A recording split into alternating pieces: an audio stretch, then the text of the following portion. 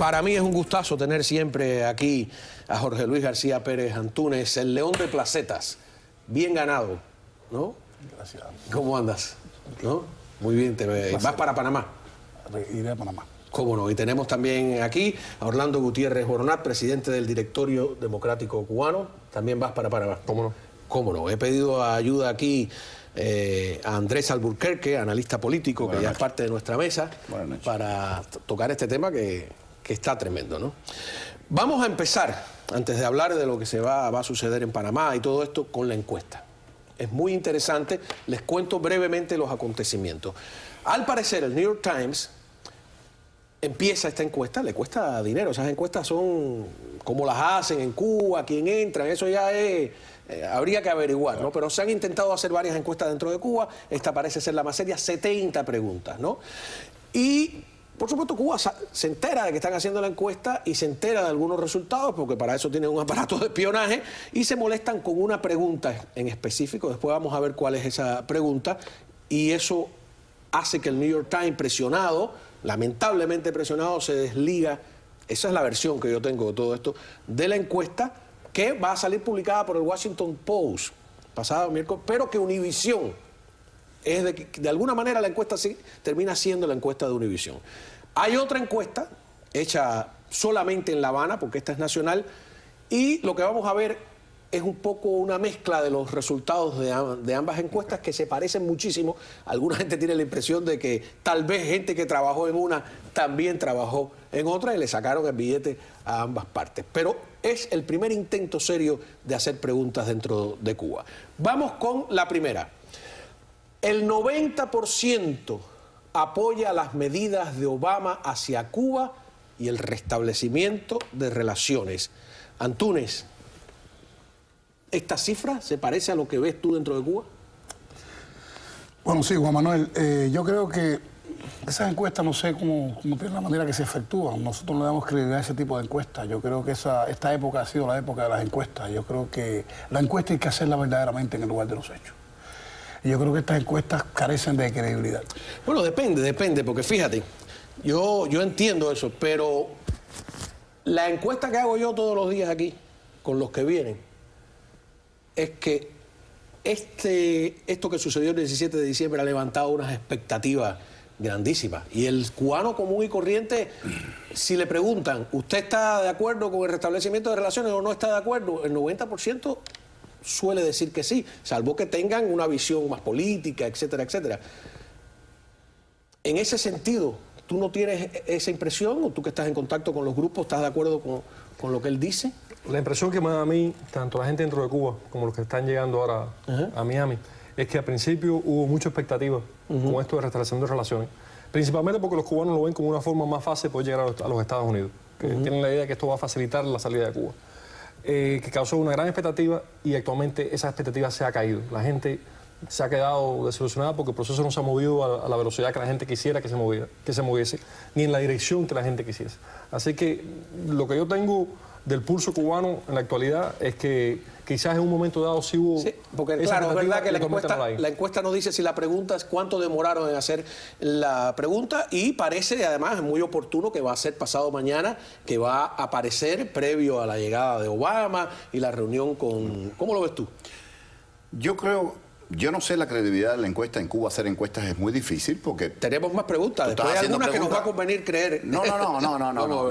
Yo en sentido general pienso que en Cuba es difícil. Siempre está viciado el universo porque no es un país libre, donde la gente responde con serenidad. Ahora, que el 90% de los cubanos, no sé si será el 90, el 85, el 97, pero que la mayoría del cubano de a pie, no Antúnez, no Orlandito, no una persona que está en contacto y sabe lo que puede haber detrás. Está más educada. Juan Pérez, de la Lisa, las banderas americanas y cubanas que pusieron fuera las puso la gente. ¿Por qué? Porque piensa que esta entrada de relaciones posible con Estados Unidos puede traer una, por lo menos, leve mejoría. Recordemos que el país de Cuba, que era un país otrora, hace 50 y tantos años, un país económicamente próspero, aunque del lado ciudadano tenía miles de pecas, es un país epífito, es una orquídea, vive de la savia de otro. Entonces, si Estados Unidos le abre el banderín, le puede ser bien a Juan y Pedro sin pensar más allá de otras implicaciones. Vamos a ver la pregunta de la discordia. La pregunta que aparentemente ha hecho que hay una suerte de distanciamiento entre el New York Times y la dictadura cubana. La pregunta es, ¿usted quiere que continúe este sistema de partido único? El 72% respondió que no. Y aquí es donde el gobierno cubano ha montado en cólera, ¿no? Porque está bien, 90% apoya las medidas a Obama, le sirve la bandeja para la cumbre, pero que el 72% cuando ellos están defendiendo... Si la pregunta hubiera sido, ¿usted quiere que continúe esto? La respuesta hubiera sido lo mismo, el 72% hubiera dicho que no, posiblemente el 90%. Yo no creo que el cubano esté, repito, el cubano medio, no opositores, no gente que viaja, lee, que ha luchado años por determinadas cosas. Pienso que el cubano medio está hasta la madre, como dicen los mexicanos, está aburridísimo. Cualquier cosa es mejor que lo que está viviendo. Ahora, pero lo lamentable es que hay presiones, aparentemente, para que en la publicación esa pregunta no aparezca. Esa es la gran pelea que hay. Por eso estamos rompiendo la noticia, que me demanda el New York Times. Esa es la información que yo tengo. Sí, porque a mí me llama poderosamente la atención que muchas veces todo este tipo de encuestas siempre dan resultados favorables a estas cuestiones, o sea, sobre todo las encuestas académicas. Sí, ¿no? siempre van en esa línea. Y por eso es una de las razones por las que no, por lo menos en lo personal, no le damos esa credibilidad a esas encuestas. Bueno, yo en esa pregunta y esa respuesta creo. ¿Por qué creo? Porque hace unos años Gallup hizo una encuesta muy seria dentro de Cuba. Y el porcentaje de personas que respondió a una pregunta muy similar a esa es casi idéntico a ese número que aparece ahí. 72%. El 72%. Bueno, con eso no ganan unas elecciones. Era un 75% creo que era. Ni aunque dividan. Entonces, a la encuesta de Gallup en esa dirección y esta New York Times me indica que hay una vasta mayoría de los cubanos que desean un cambio real. Ajá. Voy a ponerte 4 o 5 temas más. O sea, el 72% dice que no, pero cuando el 28 al 30% dice que solo el 28 o el 30% tiene una buena opinión del gobierno de Raúl Castro, específicamente. Otra pregunta, diferencia entre negros y blancos, aparentemente se meten en ese enredo, ¿no?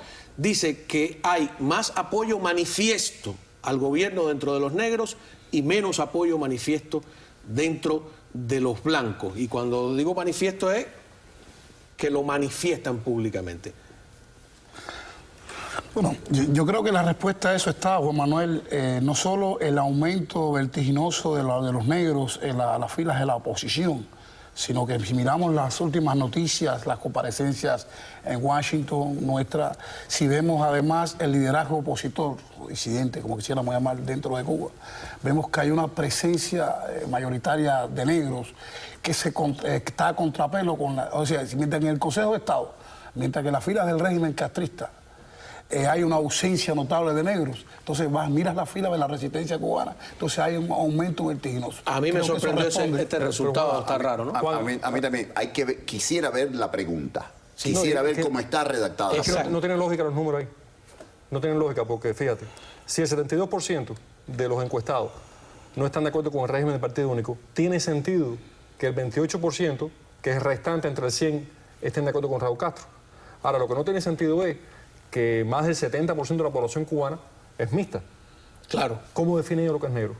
Entonces, exactamente, es imposible, es imposible que la mayoría de los negros apoyen a Raúl Castro y el 72% de los cubanos no estén con Raúl Castro. Ahora, mira es lógicamente imposible. Mira esta que curiosa. Provincias occidentales. ¿Quién fue el que dijo hay mentiras, grandes mentiras y estadísticas? Creo que fue Martín.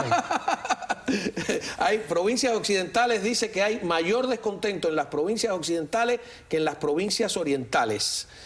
Que hay mayor descontento manifiesto entre los más educados y menor descontento manifiesto entre los de menor nivel de escolaridad. O sea, que mientras más educada la persona, más manifiesta. Esto es lo que supuestamente dice la encuesta. Que hay mayor descontento manifiesto entre los jóvenes, que hay menor descontento manifiesto entre los más viejos. Que hay mayor descontento manifiesto en las zonas urbanas y menor descontento manifiesto en las zonas rurales. Resumen, el descontento se hace más manifiesto en las zonas urbanas, entre las personas más jóvenes y entre las personas más educadas de la población, según la encuesta. Al revés de lo que uno creería, ¿no? Fíjate, en la época de los mambises fue parecido. había más descontento en las provincias occidentales, pero se manifestaba con más energía en las orientales. No tiene sentido. ¿No tiene sentido? Pues vemos, si el 72% no quieren el régimen del partido único, la población cubana hay 4 millones en Oriente y 4 millones en La Habana. Pero fíjate, depende cómo haga la pregunta, como dice él, porque tú le haces la pregunta sobre el partido único y después sobre Raúl. Hay gente que dice que Raúl es mejor que Fidel, otro que dice que uno que es peor. No, los números Raúl puede ser, lo que no puede ser la división ahora entre Oriente y Occidente, negros y blancos, no conjuga con los 72% de... ¿Tú crees que hay más descontento en Oriente que en Occidente en la isla? Mira, lo que sucede, Juan Manuel, en este caso es que las zonas urbanas, las zonas más pobladas, las zonas más cosmopolitas tienen mayor información. Lo que se hace se conoce mayormente, están los medios, está demás.